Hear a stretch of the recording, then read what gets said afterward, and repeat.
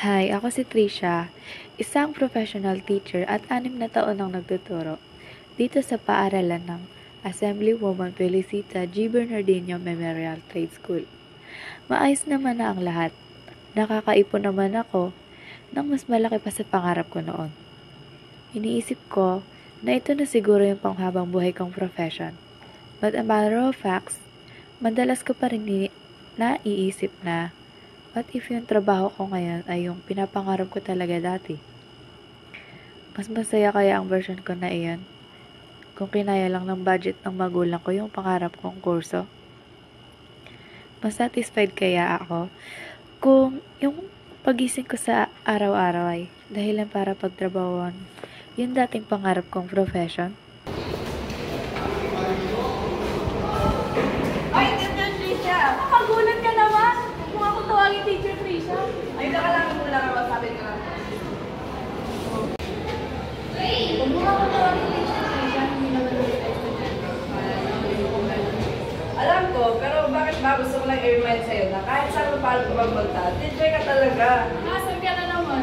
Nakakasar kayo? Nandiyan sa stating fact lang naman. Alam mo naman kasi na hindi ako nandun sa'yo sa pagiging teacher. Kaya pala malungkot ka kanina. Hanggang ngayon, no, kung malungkot ka pa rin. Bakit? Iniisip mo pa rin ba yung TOTGA course mo? May bago pa ba dyan? Nag-iisang kaibigan ko lang si Pearl. Sa kanya ko lagi nakakwento at nailalabas lahat ng saloobin ko pagdating sa pangarap kong kurso. Isa siyang mabuting kaibigan na hindi nagsawa na pakinggan ang mangaran ko. Madalas niya rin akong sinasabihan na what if itry ko ulit mag-aral at sa pangalawang pagkakataon na yon, yung pangarap ko na kurso, pag-aralan ko. Girl, marami ka pang time, tsaka bata ka pa. Saktong-sakto yan, pag-graduate pa sa course na yun. Pwede ka na mag-asawa. Pero at least you're finally happy na kasi you're living with your dream profession na. Iisipan ko, ito ka pala nandito, wala ka bang shooting? Siyempre meron, pero wala naman importante gawain doon. Tsaka inayos ko naman na lahat na ako pupunta dito.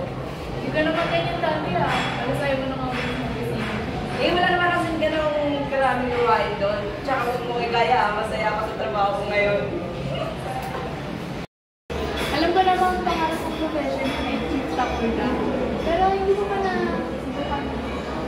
Pero gusto mo ba subukan naman yung type of profession? Talented mo pa yan. Ay naku, Trisha. Alam mo namang pangarap na kurso ko lang to. At hindi lang basta sa akin pangarap din ng parents ko sa akin to.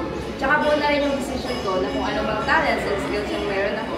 Is gagamitin ko ito para sa trabaho ko ito. Tsaka gusto ko pang maging better chef. Marami pa akong achievements na gusto kong maabot. Kaya, imbes na i-waste yung time ko sa ibang bagay, is gagamitin ko na ito to improve myself. Okay po, Chief Stopper lang. Basta, gusto lang kitang paalala kasi marami kang potential. Asya, sige na nga. Oo na lang mo. Basta ako na magiging decision mo update mo ako. Oo, bumalik yan sa opisina ko. Babalik ako dito bukas Bye! After all, yung nag-iisa kong kaibigan pa rin ang nakakaintindi sa akin. Tinulungan niya ako mag-isip at magdesisyon ng mabuti. Minsan, kahit sa emosyon na pinapakita ko, nararamdaman niya rin ito. Pero never siyang sumuko na i-cheer up ako. Kaya siguro, time na rin para malaman niya ito.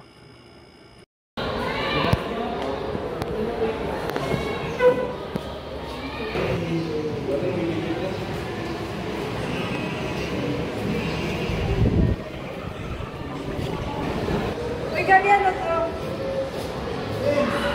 Nakapasa ka sa Dream University mo? Tapos pag-aaralan mo yung pangarap mong kurso? Yes! Really? Yes, finally! Are you trapped in a career that's drained your soul? Do you feel like your skills are wasted?